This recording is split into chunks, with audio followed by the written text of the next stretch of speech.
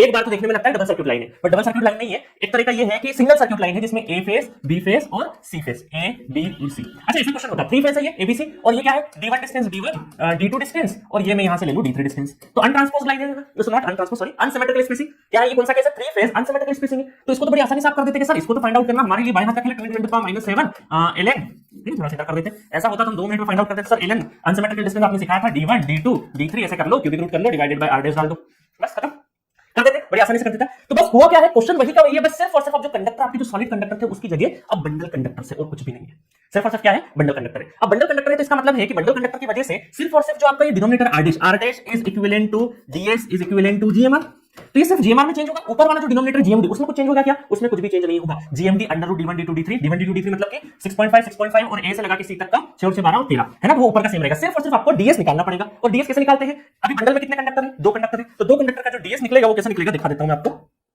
2 conductor अगर bundle में है तो ds निकालने का तरीका देखिएगा, ओरिजिनली बताता हूं पहले तुम्हें, ठीक है।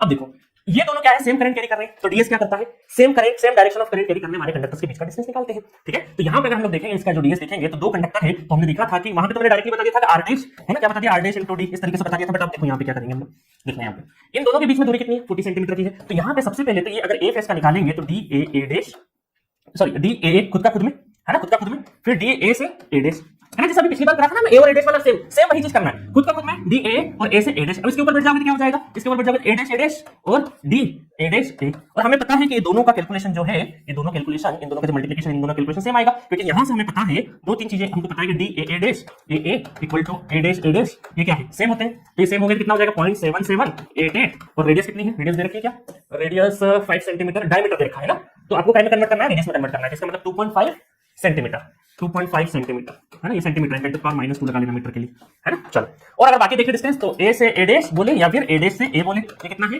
40 सेंटीमीटर, ये कितना है 40 सेंटीमीटर, 14 × 10⁻², ठीक है, ये दोनों बराबर है। तो ये वैसे तो फुल रूट होता है, बट हम लोग क्या करें चालाकी से, हमको पता है एक जैसी कैलकुलेशन हो रही है, दो का सेम पैटर्न बन रहा है, तो स्क्वायर रूट में हम लोग लेते हैं, स्क्वायर रूट में ले लेते हैं, एक बार ये ले, एक बार ये ले। तो यहां पर हम बोल सकते हैं daa ले लो और daa डैश ले लो और इसको कर दो स्क्वायर रूट, दोनों कैलकुलेशन पटकना, यहां पे ds की वैल्यू आ जाएगी।